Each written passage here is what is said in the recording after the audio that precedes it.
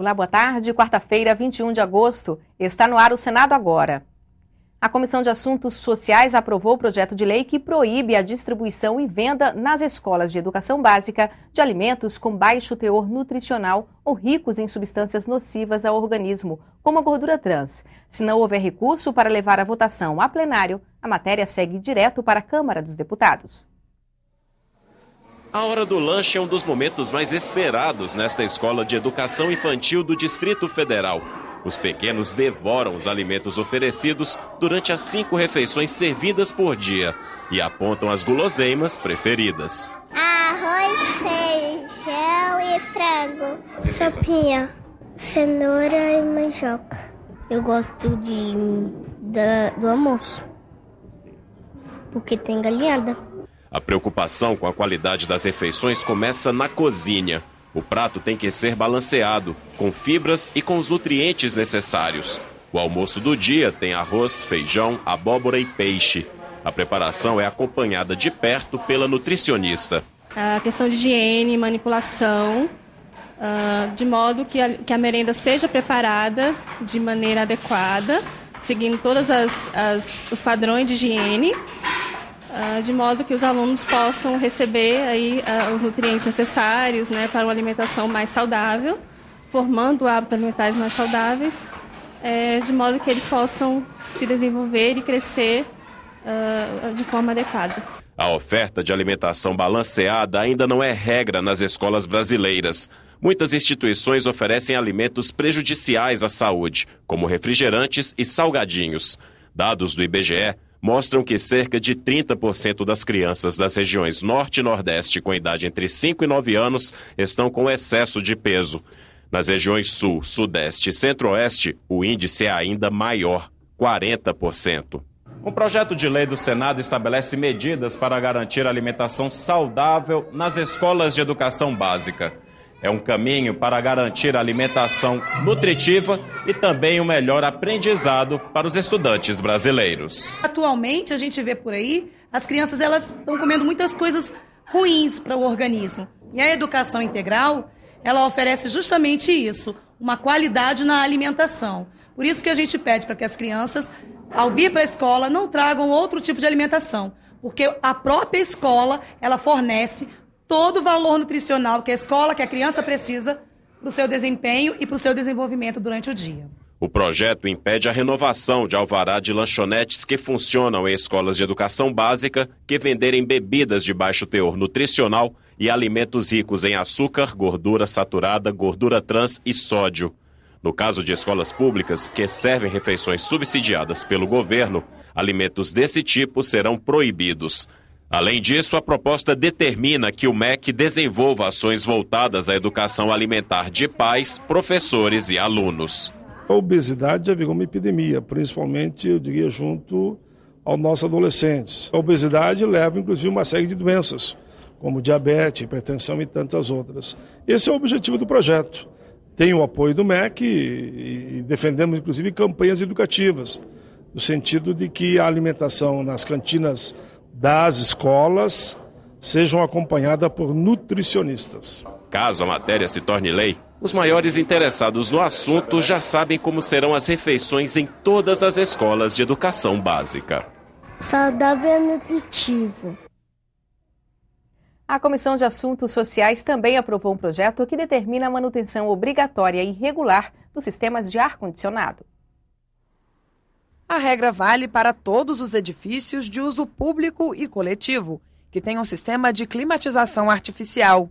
O objetivo é garantir a boa qualidade do ar no interior dos ambientes e assim proteger a saúde de quem está sujeito ao ar-condicionado. Uma resolução da Anvisa e regras da ABNT disciplinam os padrões de temperatura, umidade, velocidade, taxa de renovação e grau de pureza. A Comissão de Assuntos Sociais aprovou ainda projeto que permite usar recursos da Mútua, um fundo de engenheiros e agrônomos, para atividades de capacitação. A ideia é incentivar o processo de educação, reciclagem e aprimoramento desses trabalhadores. As duas matérias seguem para a Câmara dos Deputados, caso não haja recurso para análise no plenário do Senado. O presidente Renan Calheiros determinou à administração do Senado a exigência de pregão eletrônico até nas compras de menor valor. O anúncio foi feito durante o lançamento de uma cartilha que explica a Lei de Acesso à Informação. A cartilha produzida por professores da Universidade Federal de Minas Gerais e servidores do Senado vai ser distribuída para as assembleias legislativas e câmaras municipais de todo o país.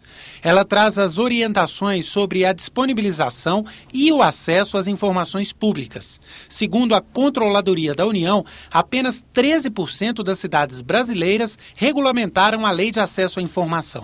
Na solenidade de lançamento da cartilha, foi destacada a importância da popularização da lei, que depende da tradução dos termos jurídicos para uma linguagem simples, compreendida por todos os cidadãos. Tentamos decodificar a lei de acesso de modo que pessoas comuns pudessem entender esse importante marco regulatório em sede de transparência e incremento, das boas relações entre sociedade e Estado. Eu acho que o Legislativo nesse ponto está de parabéns, porque não basta somente aprovar a lei. É importante também que a gente trabalhe na difusão. As pessoas têm que mudar a sua cultura.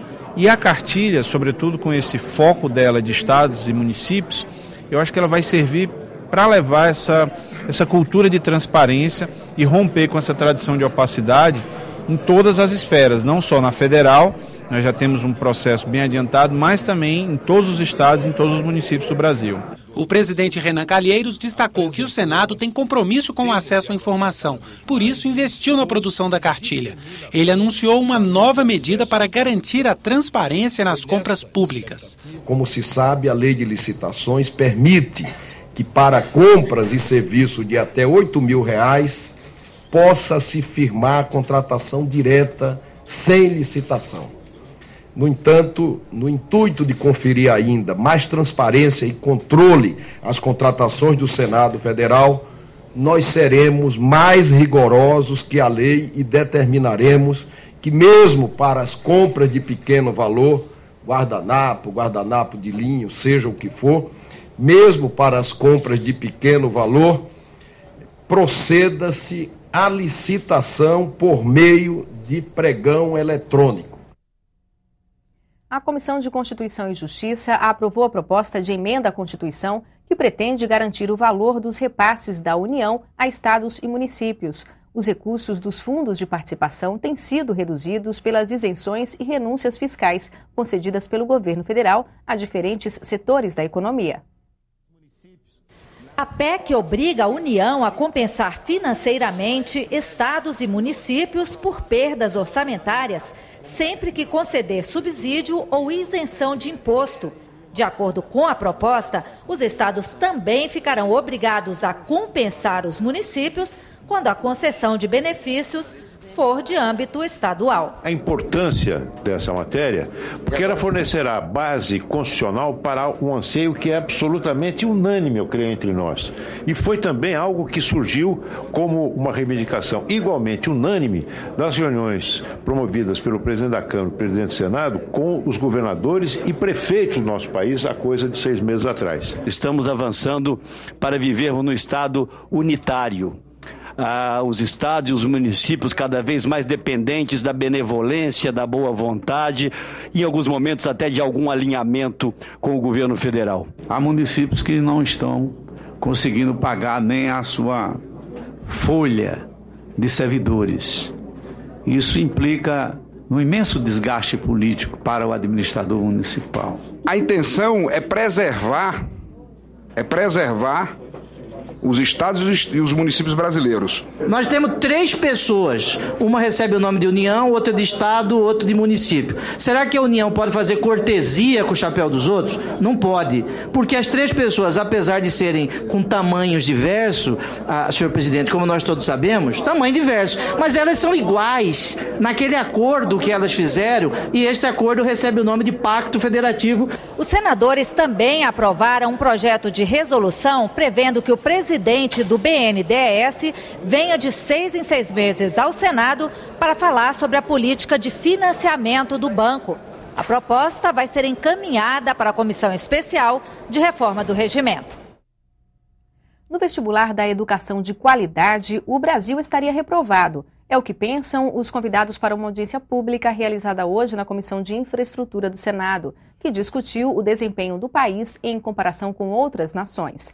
O atraso no ensino tem reflexo na economia.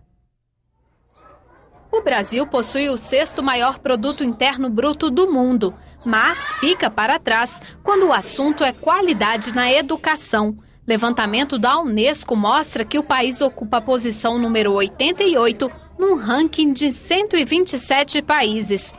Em audiência pública realizada pela Comissão de Infraestrutura, os senadores avaliaram o quadro atual de ensino no país e o impacto da educação para o progresso econômico e social. Quando a gente vai discutir melhoria do custo do Brasil, quando a gente vai discutir logística, quando nós vamos discutir desenvolvimento do país, quando nós vamos discutir economia, todos os que pensam acertadamente falam, olha, mas tem um problema básico que o Brasil tem que resolver, que é a educação. Segundo o secretário de Ações Estratégicas da Presidência da República, apenas 25% dos estudantes brasileiros alcançam um nível adequado de conhecimento.